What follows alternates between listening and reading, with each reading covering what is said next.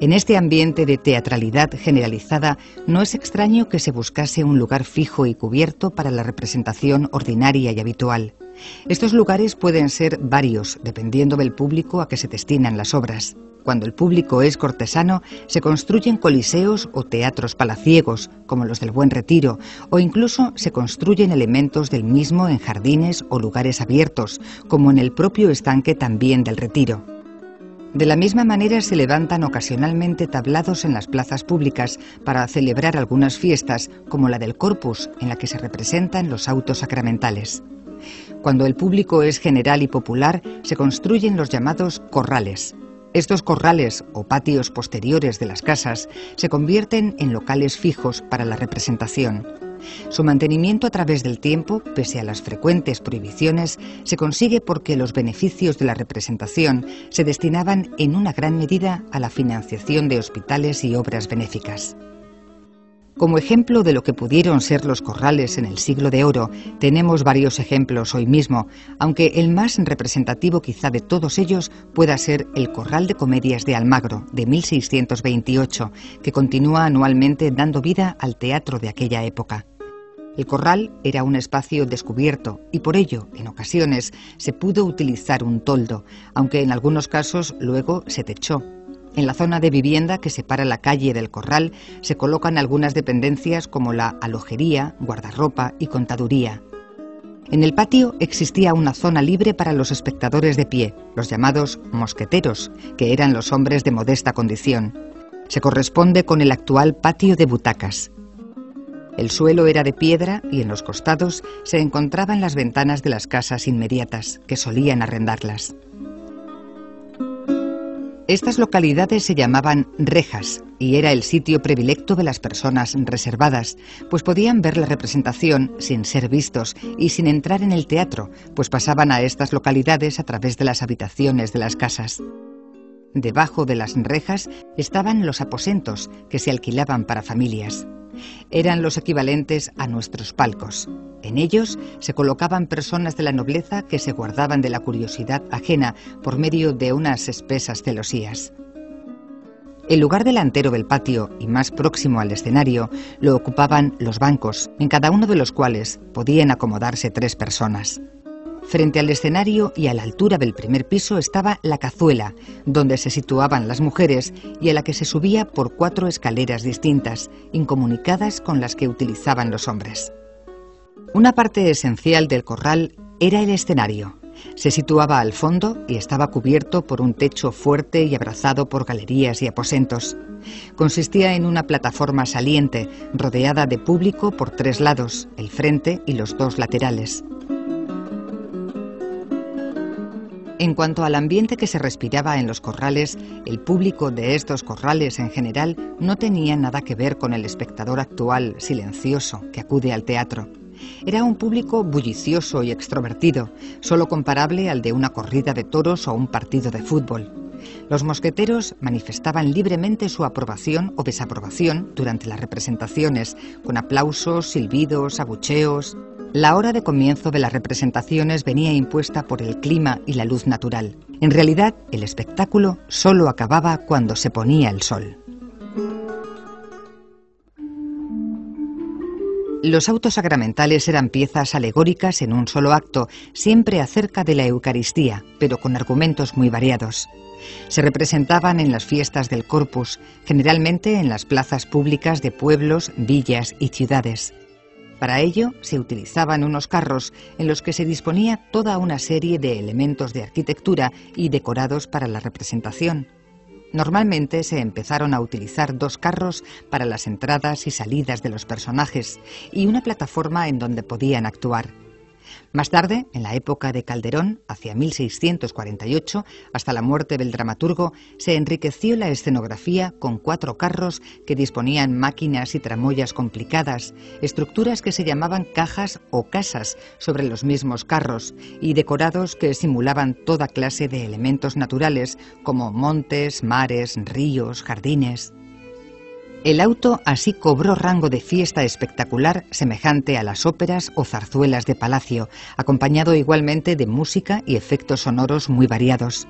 Y aunque tenía como tema esencial la conmemoración de la Eucaristía, los argumentos podían ser muy variados, desde mitos clásicos hasta leyendas bíblicas y medievales, temas históricos antiguos y modernos, o incluso asuntos de circunstancias como la construcción de un palacio. A veces también se podían tratar asuntos abstractos como la alegoría de la vida como sueño en el auto de igual título que la comedia, o como teatro o mercado. Calderón fue quien elevó el género a su máximo desarrollo y esplendor, complicando el significado teológico y filosófico de sus propuestas. Como obras más breves, los autos obligaban a realizar una síntesis de las artes y la escenografía. El lenguaje metafórico, la música y los elementos visuales permitían al espectador disfrutar de un completo espectáculo, aumentado por la propia simbología de las esferas que transportaban los carros y que dejaban ver la sintonía entre macrocosmos y microcosmos. Desde esa perspectiva, el auto representaba una perfecta obra de arte. Muchos de los temas se relacionaban con la pintura e incluso la estructura de las escenas era paralela a la de muchas de las obras artísticas. Conseguir hacer visual y asequible materialmente las alegorías más complejas fue una difícil labor del autor que vio recompensado su esfuerzo por el éxito popular y la consideración del rey. ¡Autor! ¿Cómo así me nombras? Y aunque soy tu autor, es bien te avergüences de tus obras, pues que ya en mi compañía no has de estar, de ella te arroja mi poder. Desciende a donde te atormente tu ambiciosa condición eternamente, entre penas y congojas. ¡Ay de mí! ¡Que envuelto en fuego caigo arrastrando mi sombra! Donde ya que yo no me vea eternamente, duras rocas sepultarán mis entrañas en tenebrosa mazmorra.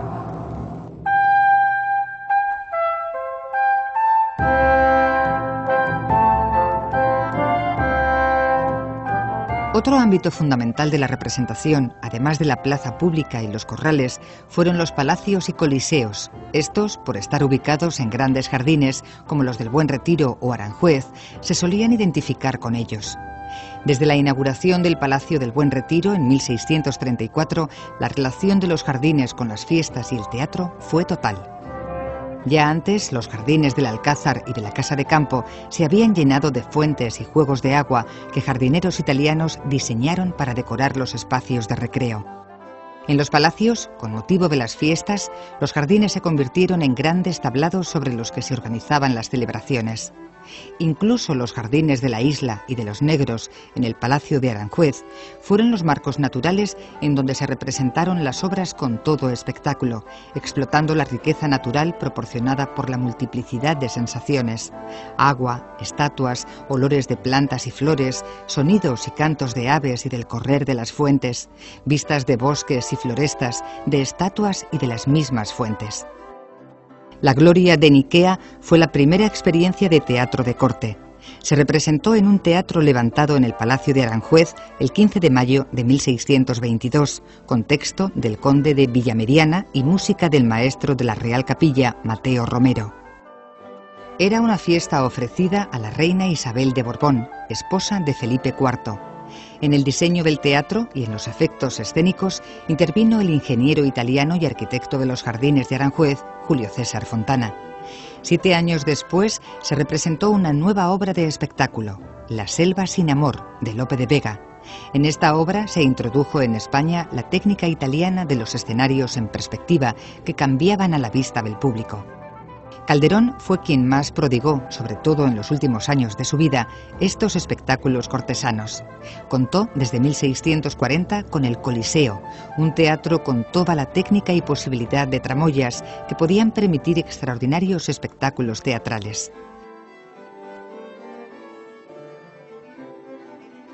La aportación fundamental de Calderón residió en la creación de la zarzuela barroca y, sobre todo, con la invención de la ópera española con el primer breve intento de La púrpura de la rosa y la plenitud de Celos aún del aire matan, afortunadamente ya representados en los teatros españoles modernos.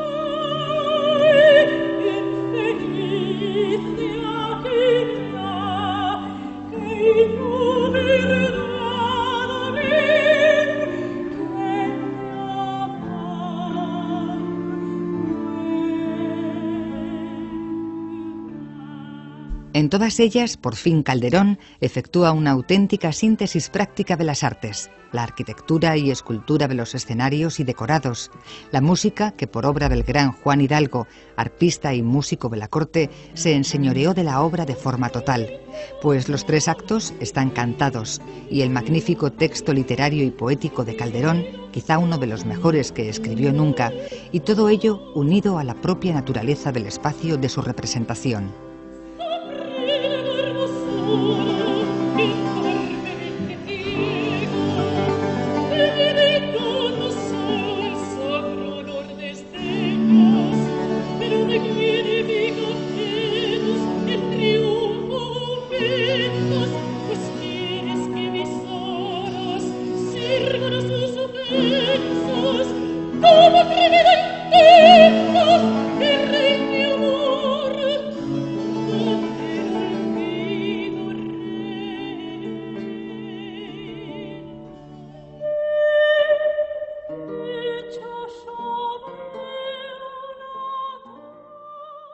A partir de Lope de Vega, verdadero creador de la comedia nacional y hasta la muerte de Calderón, la evolución de la comedia y del teatro en general corre paralela a la historia de España. Aún más, a medida que la decadencia se hace visible en el panorama histórico, el teatro llega a su mayor apogeo. En el arte nuevo de hacer comedias en este tiempo, 1609, Lope dio las bases teóricas de la gran revolución dramática del teatro moderno, consistente en rechazar las unidades clásicas de tiempo y lugar que impedían el dinamismo del teatro, introduciendo así una libertad total en la estructura y tratamiento de los temas, aunque aceptando no obstante la unidad de acción para que ésta no se desviase del objetivo principal, como por otra parte recomendaba Aristóteles, quien solamente aconsejaba además la de tiempo. La unidad de lugar fue una invención de los clásicos del Renacimiento. Lope limitó a 3 actos la comedia, en lugar de los 5 de la tragedia clásica. Alternó lo cómico con lo trágico, fijó el verso para el texto, preferentemente el popular, de arte menor. Estableció el personaje del gracioso y, sobre todo, introdujo una mayor agilidad en la acción y en la intriga. Para la realización de este teatro contó con innumerables temas desde la historia antigua hasta la más reciente, mezcla de clases sociales en el escenario, variadísimos aspectos de la vida y de las costumbres, del mundo de las ideas, de los mitos, de las leyendas y del arte. Con ello consiguió el éxito popular, incrementado por la naturalidad de sus versos y la claridad de su estilo. A diferencia del sentido elitista de Góngora o del carácter adusto de Quevedo, Lope representa el vitalismo y la sinceridad espontánea. En todo momento su obra está teñida de optimismo y pocas veces deja traslucir el desencanto ocasionado por sus propias desgracias o por la situación del país. Como ningún otro escritor, supo conectar psicológicamente con el pueblo y trasladar a las tablas los temas que más le interesaban. Esta fusión de intereses le hizo merecedor del mayor aplauso colectivo. En su amplísimo repertorio dramático, más de 1000 obras, se recogen todos los ideales nacionales de la época, y aunque la variedad de temas es muy amplia, pueden sintetizarse en la tradición épica, la historia sagrada y profana, los valores caballerescos, la concepción renacentista del amor y la mujer, el tema del honor y la exaltación de las virtudes cristianas. Todo ello mezclado con el sentido del humor de los graciosos, la libertad de las costumbres populares con la introducción de música, bailes, romances y canciones, la licencia de los enredos que fueron escándalo en el siglo siguiente y el amplio criterio estético.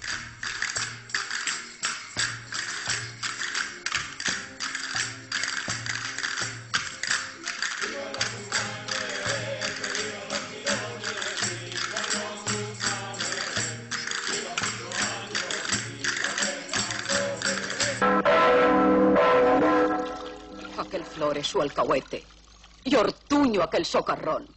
Me mostraron un jubón, una sarta y un copete. Dijéronme tantas cosas de Fernando su señor que me pusieron temor. Mas no serán poderosas para doblegar mi pecho. ¿Dónde te hablaron? Allá en el arroyo, y hará 6 días. Y yo sospecho que te han de engañar Laurencia. ¿A mí? Que no, sino al cura. Soy aunque moza muy dura yo para su reverencia. Par 10. Más precio poner Pascuala de madrugada un pedazo de lunada al fuego para comer. En cuanto al honor, constituye un tema dramático que permite analizar las relaciones entre individuo y sociedad y desarrollar el tema de la justicia o la función de la monarquía en el establecimiento del orden y la armonía social. Con la introducción de los elementos populares a distintos niveles, dio variedad, vida, agilidad y despreocupación a la parte grave de sus obras. Esta tarde, mientras la cena se aliña, de una parra o de una viña, que Dios de pedrisco guarde. Y cenar un salpicón con su aceite y su pimienta. E irme a la cama contenta, ligera de corazón. Dejar la casa sin luz, pero al amor de la brasa. Y ya en silencio la casa, con la señal de la cruz, rezarme mis devociones, que cuantas raposerías con su amor y sus porfías tienen esos bellacones. Porque todo su cuidado después de darnos disgusto es anochecer con gusto y amanecer con enfado. Pues tales los hombres son. Cuando nos han menester, somos su vida, su ser, su alma, su corazón. Pero pasadas las ascuas, ni sombra de lo que fuimos.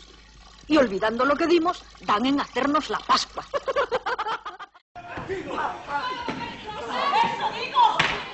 También la preocupación social tiene una importante función en su teatro. El pueblo tiene derechos que nadie puede atropellar y el rey será garante de los mismos frente a los abusos de los poderosos, como sucede en Fuenteovejuna.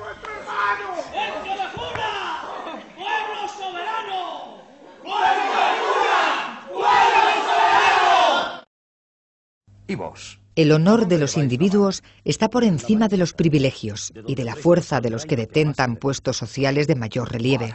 Recordemos Peribáñez, el duque de Viseo o el mejor alcalde, el rey. El rey no viene a prenderme, no hay en todo el mundo quien.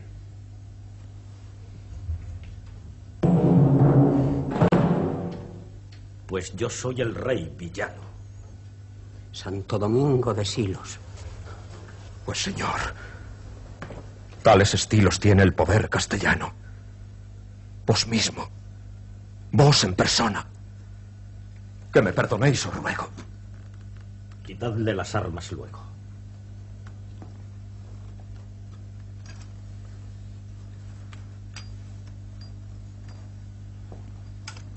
Villano, por mi corona que os he de hacer respetar las cartas del rey.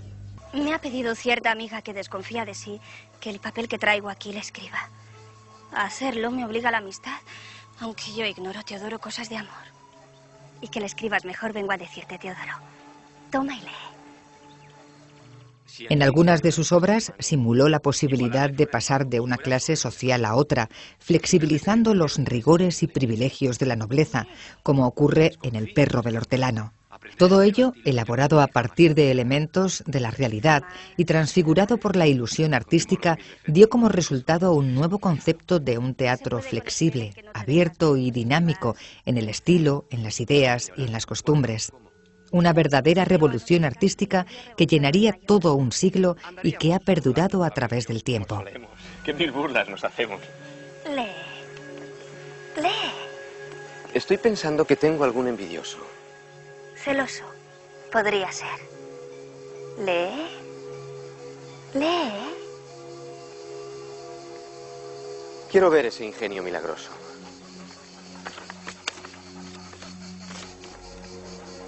Amar por ver amar envidia ha sido. Y primero que amar estar celosa es invención de amor maravillosa y que por imposible se ha tenido.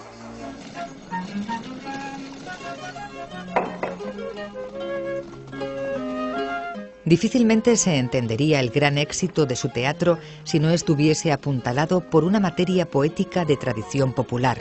Como ningún otro escritor, supo extraer lo esencial de la poesía anterior, romancero y cancionero, y acentuar su lirismo.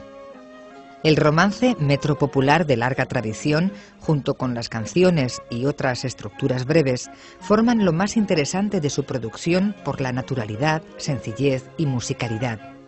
Pero también escribió miles de estrofas cultas, sobre todo sonetos, que trasladó a su teatro, combinándolas con gran habilidad con los metros populares. El resultado fue la unidad de lo culto y lo popular, sin que prescindiese de los recursos más elaborados en las formas populares ni de la naturalidad en los cultos.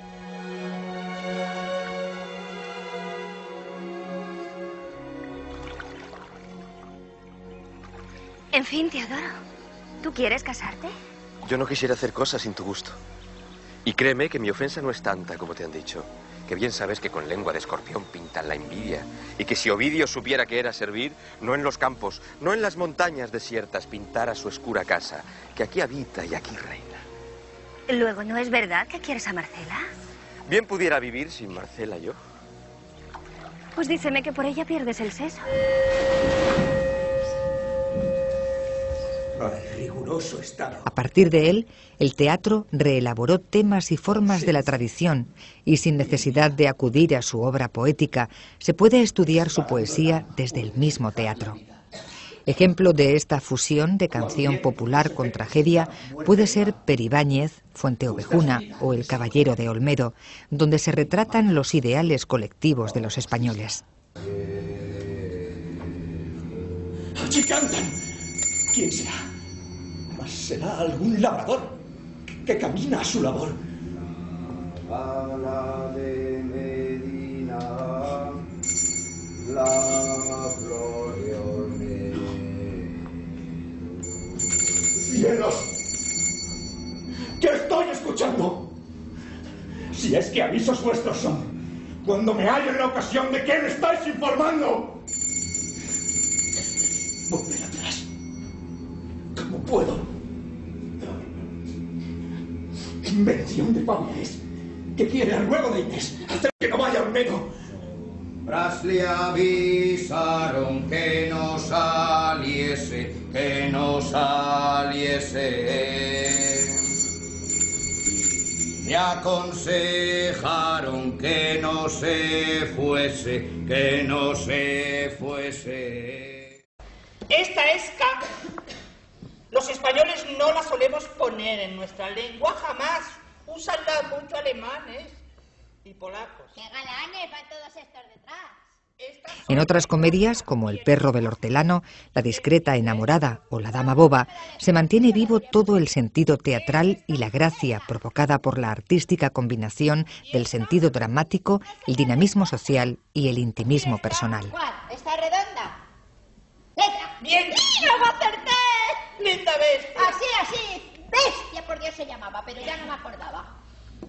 Esta es R y esta es I. No estarás equivocado.